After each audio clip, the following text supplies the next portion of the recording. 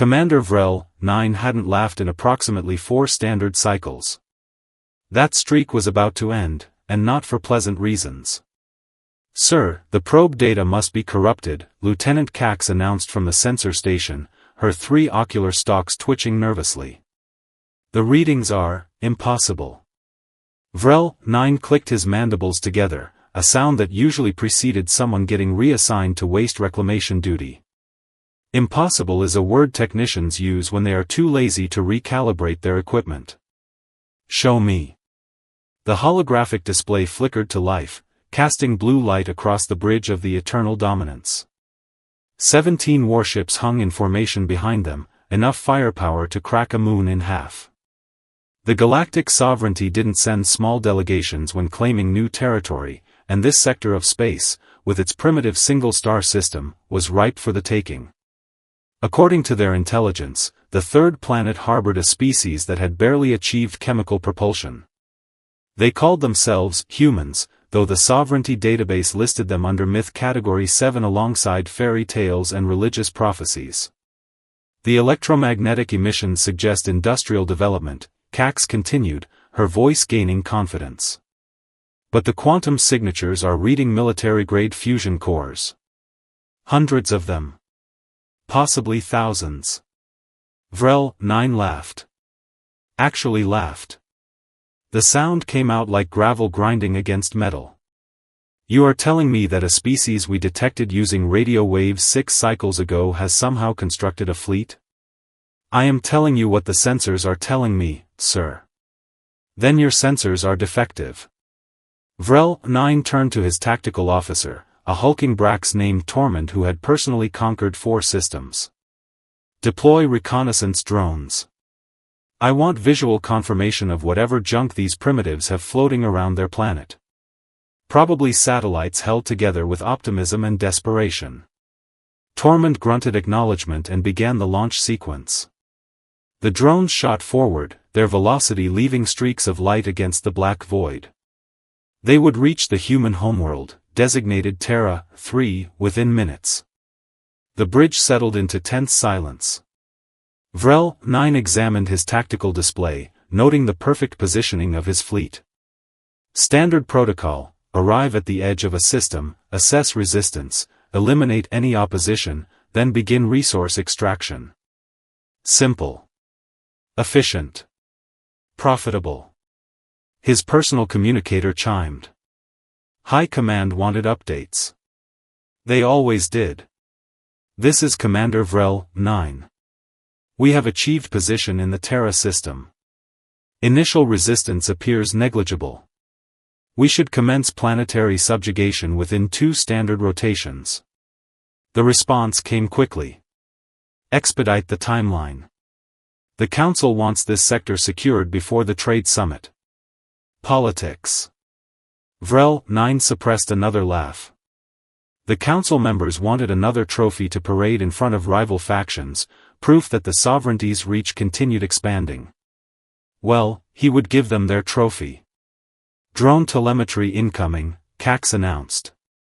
The holographic display shifted, showing real-time footage from the approaching drones. Terra 3 came into view, a blue and green marble wrapped in white clouds. Unremarkable.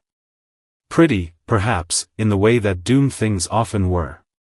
Then the drones rounded the planet's moon. "By the void," Tormund whispered. Vrell-9 felt his respiratory tubes constrict. The display showed ships. Not dozens. Not hundreds. Thousands upon thousands of vessels arranged in concentric spheres around the planet, each one radiating enough energy to power a small station.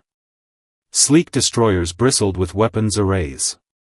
Carriers the size of cities hung in silence. And at the center, dreadnoughts that made his flagship look like an escape pod.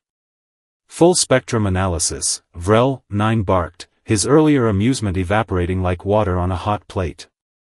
Now. Cax's stalks went rigid. Confirmed military vessels. Energy signatures match or exceed our own technology. Weapons systems active. They are, sir, they are already targeting our position. That is impossible. We are 16 light-minutes away. Their sensors could not possibly. A new voice cut through the bridge communications, speaking flawless Galactic Standard with an accent that somehow managed to sound bored and threatening simultaneously. Sovereignty Vessel Eternal Dominance, this is Terran Defense Command. You have entered restricted space. Power down your weapons and prepare to receive a diplomatic envoy, or we will interpret your presence as a hostile act. Silence crashed across the bridge like a physical wave. 17 warships, the pride of the Sovereignty fleet, suddenly felt very, very small. Vrell-9 found his voice, though it came out several octaves higher than intended. This is Commander Vrell-9 of the Galactic Sovereignty. Your system has been designated for incorporation. Surrender immediately and your species will be granted laborer status within our empire. The response came with what could only be described as a chuckle. An actual chuckle. Commander, let me clarify something. Humanity stopped being mythical about the same time we stopped appreciating uninvited guests. You have 30 seconds to comply with our instructions. After that, well. The voice paused for effect. Let's just say we've been waiting a long time to field test some new toys. Tormund turned to Vrell-9, his massive frame somehow looking uncertain.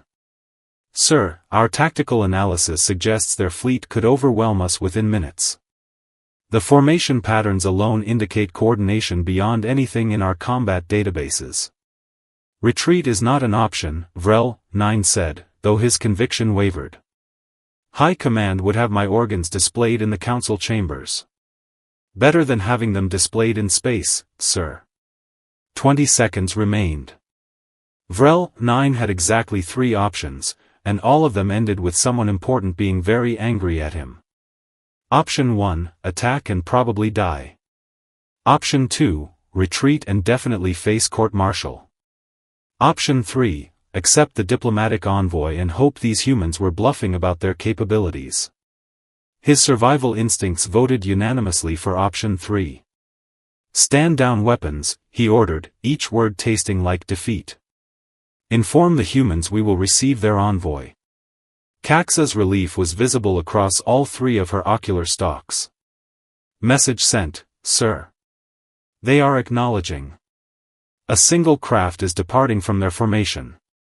Tormund pulled up the vessel specifications as it approached. Small shuttle. Minimal armament. 2 life signs aboard. 2. Vrell-9 clicked his mandibles nervously. They send 2 representatives to meet an entire battle fleet? Confidence or insanity, sir? With humans, I suspect both. The shuttle docked with minimal fuss, its pilot demonstrating flight skills that would have impressed Sovereignty Academy instructors. Vrell-9 straightened his ceremonial armor and proceeded to the docking bay, flanked by 8 guards carrying plasma rifles.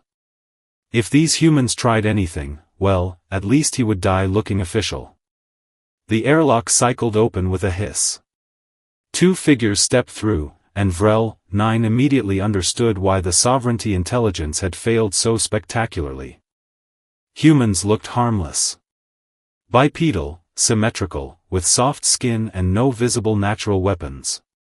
The male wore a dark uniform with colorful insignia, gray hair cut short, eyes the color of Terra's oceans. The female stood slightly taller, darker skin, carrying a data tablet like it was a weapon. Commander Vrell-9, I presume? The male extended his hand, a human greeting gesture Vrell-9 had read about. Admiral Marcus Kane, Terran Defense Force. This is Commander Yuki Tanaka, Strategic Operations. Vrell-9 ignored the hand.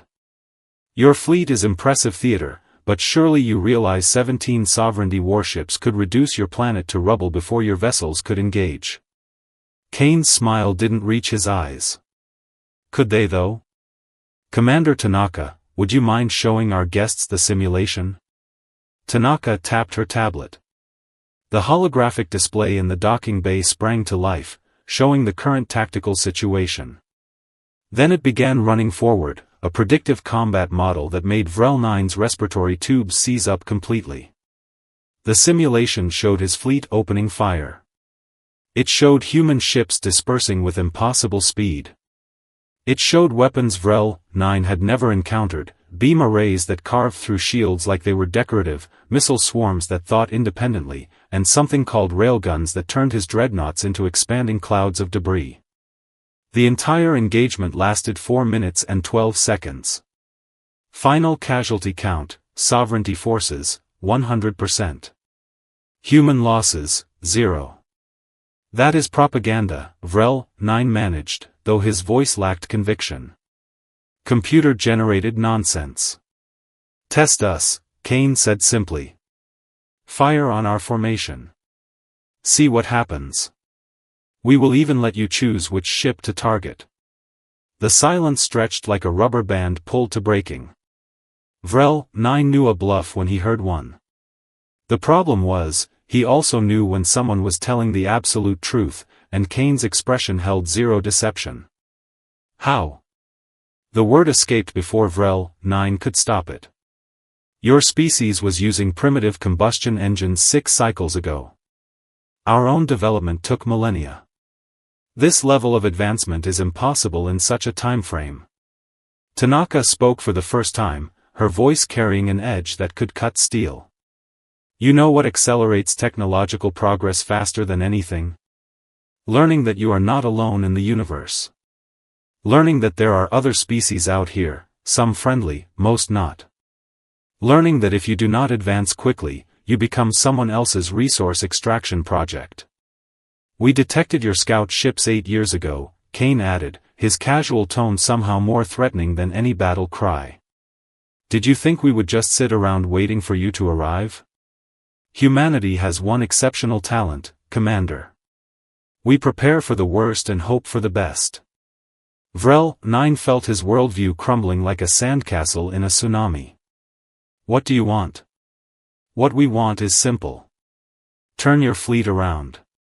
Go back to your council. Tell them that Terra is off limits, now and forever. Tell them that humanity is not interested in joining their empire, being their labor force, or having any relationship that does not involve mutual respect and equal partnership. They will send more ships, Vrell-9 said weakly. Bigger fleets. The sovereignty does not accept rejection. Kane's smile turned predatory. Let them come. Every ship they send gives us more data, more technology to reverse engineer, more understanding of their capabilities. You know what we call an invasion fleet, Commander? A delivery service. Tormund's voice crackled through Vrell-9's communicator. Sir, we are detecting power surges across the human formation. Their weapons are charging. Stand down. Vrell-9 nearly shouted. He looked at Kane, seeing his own obsolescence reflected in those calm blue eyes. We will leave. But the sovereignty has a long memory. So does humanity, Tanaka replied. The difference is, we actually learn from ours. 20 minutes later, Vrell-9 watched Terra 3 shrink in the viewport as his fleet retreated at maximum velocity. His career was finished. High Command would demand explanations he could not provide, evidence they would not believe. But he was alive. His crew was alive. That counted for something. Sir, Cax ventured carefully, should we report what we encountered? Vrell-9 considered lying, editing the logs, claiming equipment failure. Then he remembered Kane's expression, that absolute certainty that humanity could back up every word. Report everything exactly as it happened. If the Council wants to ignore the warning, that is their funeral. He pulled up the long-range sensors one final time, watching the human fleet maintain its perfect formation, a sphere of military might protecting their small blue world. Myths, he thought bitterly. They had called humans myths. Myths did not build warships. Myths did not develop technology that eclipsed civilizations thousands of years older. Myths did not stare down superior numbers with confidence born from capability rather than desperation. Commander Vrell-9 had not laughed in 4 standard cycles. As his fleet jumped to hyperspace, running from primitives who had somehow become apex predators, he decided he might never laugh again. Behind them, humanity watched and waited, ready for whatever came next. They always were. Friends, if you are enjoying our videos and want to watch new and exciting sci-fi and HFY stories every day, then don't forget to subscribe to the channel. Also, make sure to turn on the bell icon so you never miss any of our latest uploads. Like the video and share it with your friends as well, so our community can continue to grow and bring you even more amazing content.